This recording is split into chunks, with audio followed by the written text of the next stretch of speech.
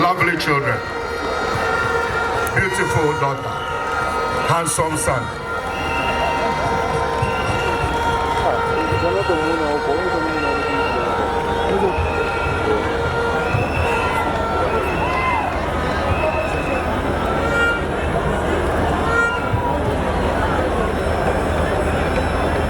Your Excellency, I would like to stand on previous protocols because the night is far gone and get straight to it. I would first of all like to thank all of you gathered here and all the other regions and those at home who are keeping vigil with us, because I recognized and I accepted a long time ago that he wasn't just my father, and we've always shared him with everybody else. And so if we are here today, we are here mourning not just our father, but the father of many.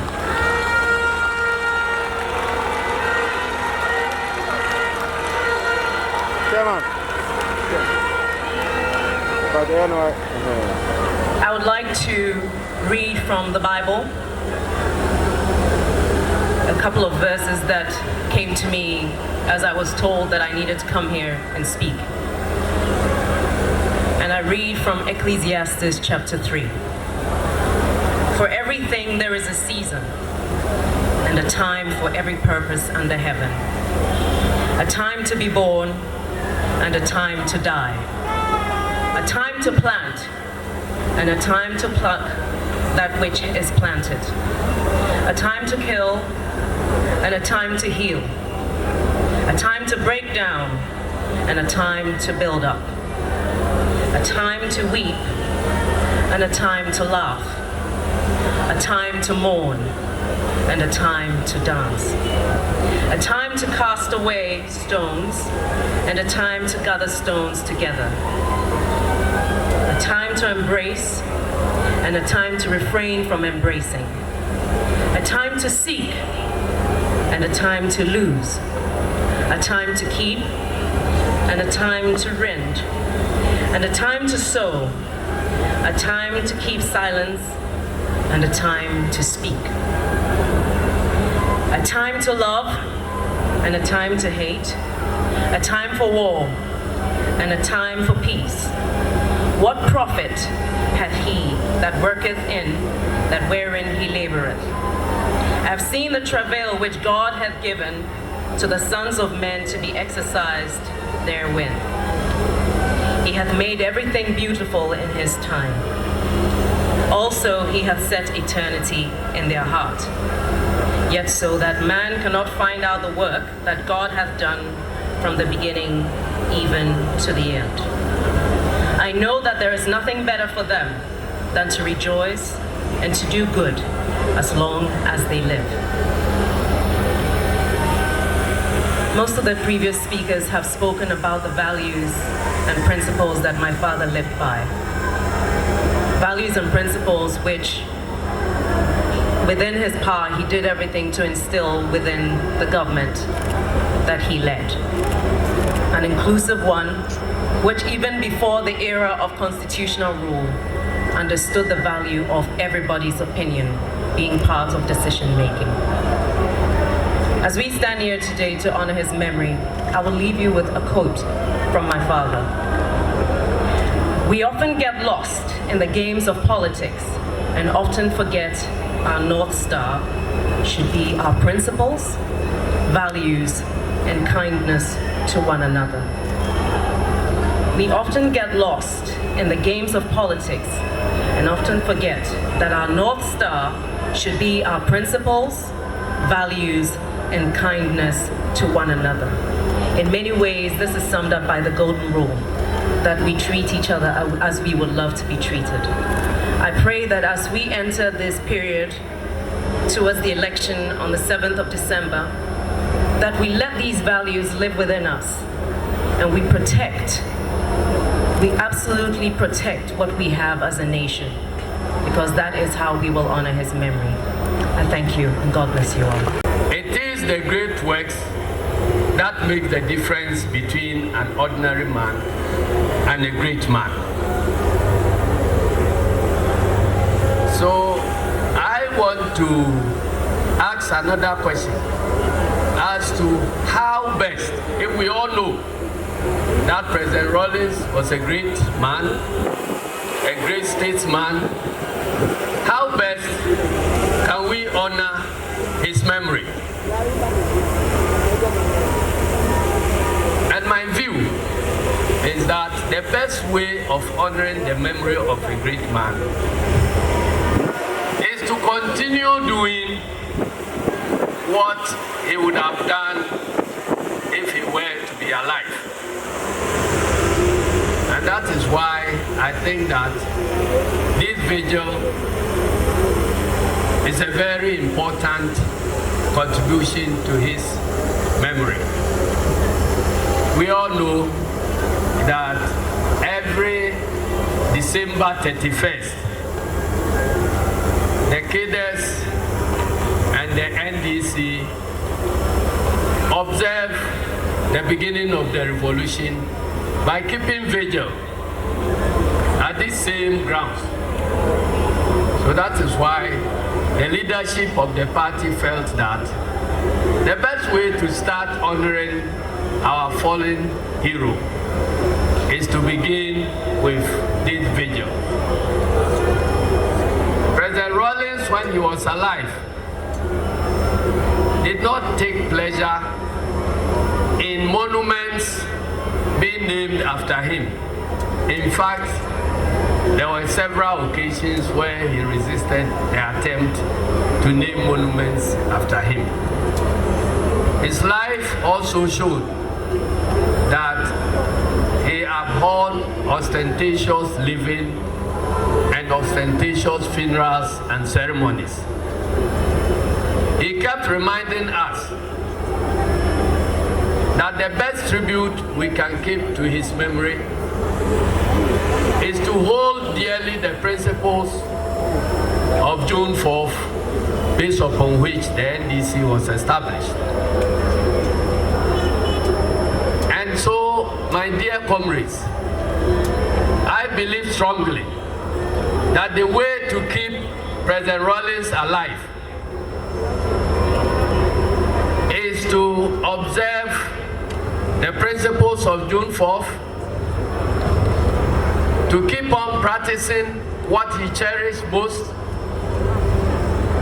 and for my comrades in the Keda fraternity, for us to be reminding ourselves about the simple things he did to show that he cared for his fellow Ghanaian.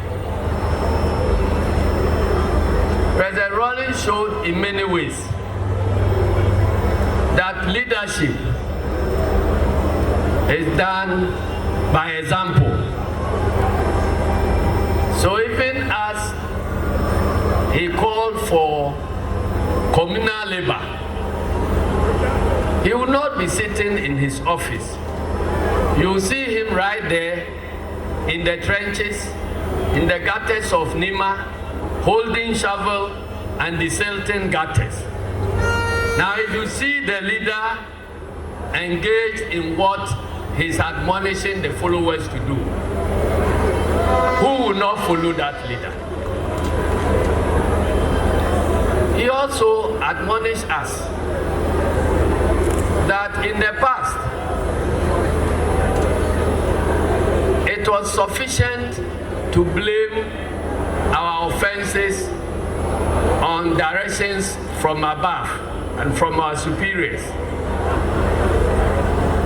But June 4th taught us that it is wrong, and that every individual has a conscience, every individual has a duty to this nation.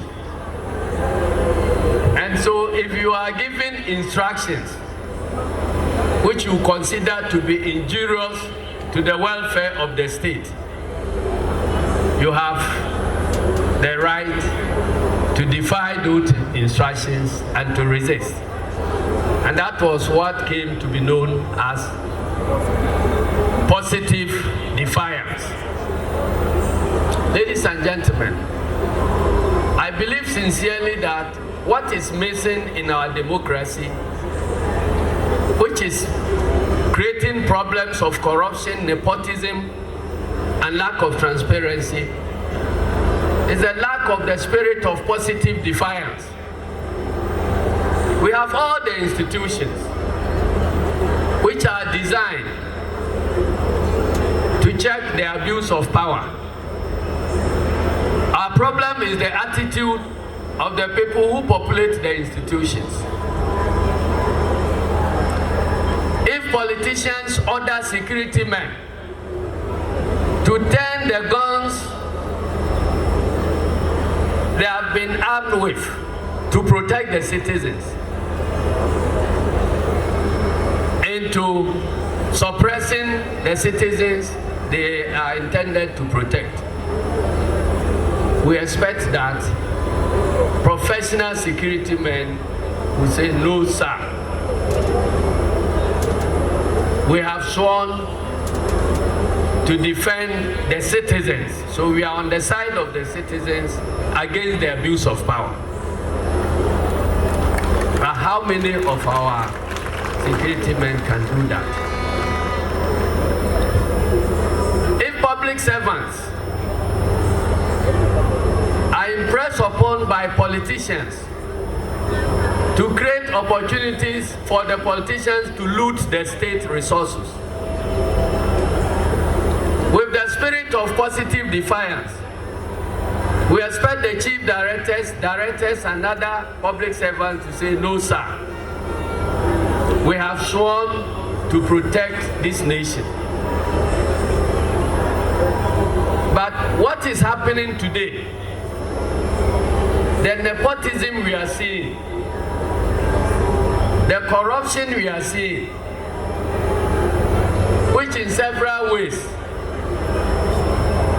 can be said to be worse than what prevailed before the June 4th. It is happening because we have abandoned the important principle of positive defiance. So the best way to remember President Rawlings is for us to go back, not to be reciting the principles, but to find out what those principles mean to our democratic survival and to pledge to live by them. The first few people who want to practice positive defiance may suffer for it, but eventually they will prove to be martyrs who have sacrificed their lives to save this our democracy. Again, President Rawlings spoke constantly about accountability. Many of us just mentioned probity, accountability, without taking a step to find out what does accountability mean. There are a lot of people who think that when you talk about accountability, it's just about accounting for money. Money is part of it. But the most important way to hold ourselves accountable is to account for power and authority. Because we have been told by cadres, and we reduce it into singing, that power belongs to the people forever and ever. It is from this that we learn that anybody who finds himself in a position of power is just there in a position of trust. Hold the power, utilize the power to protect the masses, to seek the welfare of the masses, and to account to the people at the appropriate time as to how that power has been utilized. And one key principle means of holding people to account for how they use their power is through free, fair and transparent elections. So if we are all preaching that we want to honor President Rawlings, let's honor him by keeping the structures that can hold people in power to account for how they use the power that has been entrusted into them by the masses. Finally, ladies and gentlemen, I believe I have spoken enough since the demise of our founder. But I want to remind all of us that the little things that President Rawlings took pleasure in doing,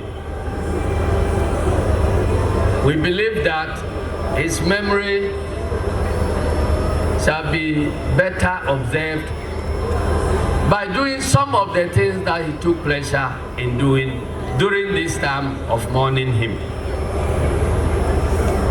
I have mentioned his pleasure in accompanying the masses to undertake communal labor. And I want to believe that the party followers throughout the country can best honor his memory by at least dedicating one day in your various constituencies, in your various branches, to undertake a massive cleanup exercise in remembrance of President Rawlings.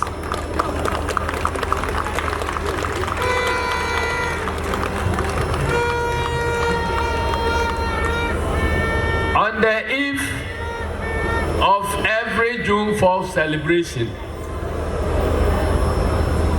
we undertook route marches. If you don't know route march, you can turn it into this modern day keep fit, health walks, and so on. I want to believe strongly that one of the best ways to honor the memory of President Rawlings is for the party rank and file in their various branches, constituencies, and regions to undertake these route marches on the days to be determined by them according to their traditional calendars.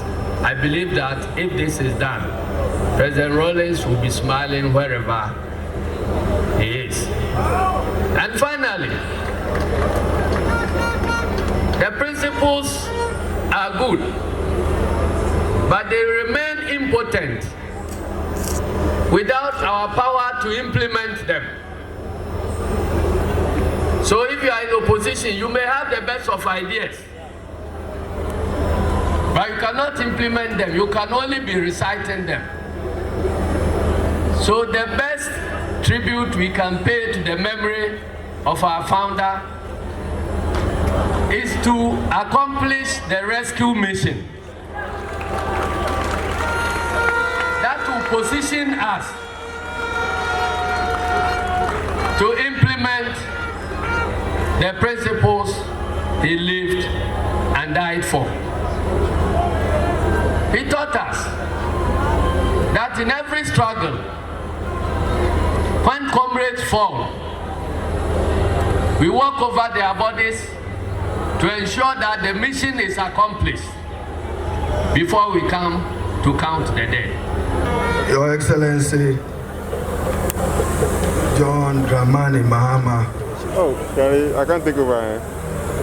The next president to be of the Republic of Ghana. And her able running mate, Professor Nana Jane Obukwajima. A reflection of Excellency John Dramani Mahama's respect for affirmative action in many enterprises of our public life. We are gathered this evening devastated in grief following the sudden death of our founder, John Rawlings. There is a lot of historical writing and political commentary about the man Jerry John Rawlings. I call him the people's man, the ordinary man, and the man of the people. There are even those writers who have confused him without understanding his values and ideals to describe him as a populist. Populist because he worked for the masses and he worked with the people. For the young generation in the NDC, particularly my colleagues, who belong to the second epoch of the Jerry John Rawlings history making, we were not part of the revolution. We were not part of the military actions. We are part of his democratic Ghana. So for navigating the difficult waters of militarism to multi-party constitutional democracy, it remains his enduring legacy to Ghana.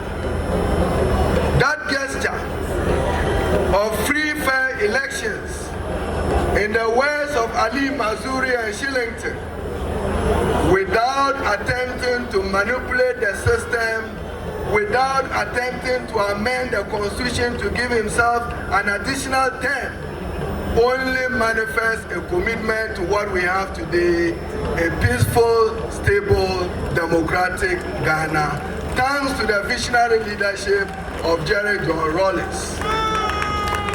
As we eulogize him today, there is no shortage of essential foods in Ghana today. Even kinky and fish is available.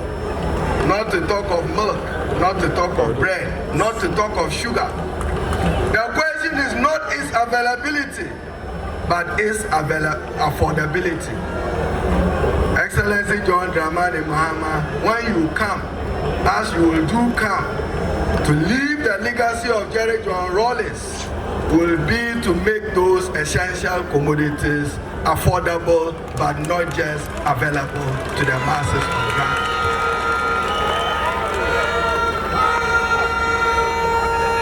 To his enduring legacy, he laid the foundation.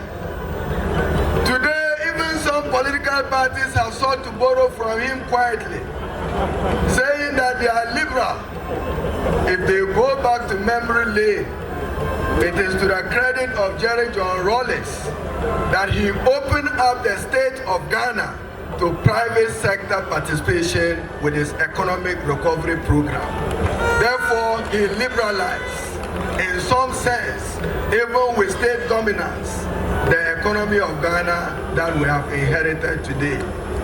He's made his contribution remarkable to the social, political development of our country. I cannot conclude eulogizing Jerry John Rawlings, but by quoting him, that let his legacy see the NDC and Excellency John Dramani Mahama win the 2020 election, upholding his fundamental values of probity, justice, and accountability. Let the AF Parliament usher in Dr. Zanetor. The people of Osuklote will need her in Parliament to let the Rawlings legacy live in Parliament.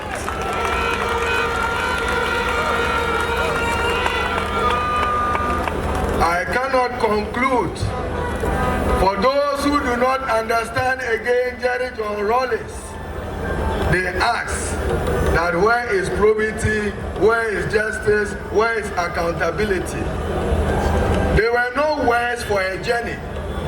They were words for consciousness. Today, from the president to the chief justice to the minister to the MP, we are accountable to the people of Ghana, thanks to Jerry's vision of probity, justice, and accountability. Even if sugar or a fowl of the state is missing, Ghanaians are free today to ask that minister, that president, what have you done with state resources? To the legacy of Jerry Rawlings, with the consciousness of probity, justice, and accountability. There were values we are to imbibe. And to the young generation of NDC, we can commit more than to commit to a peaceful, free, fair elections for Ghana, which will see Excellency John Dramani Mahama and Professor Nana living and leading the legacy and work of Jerry Rawlings. I thank you.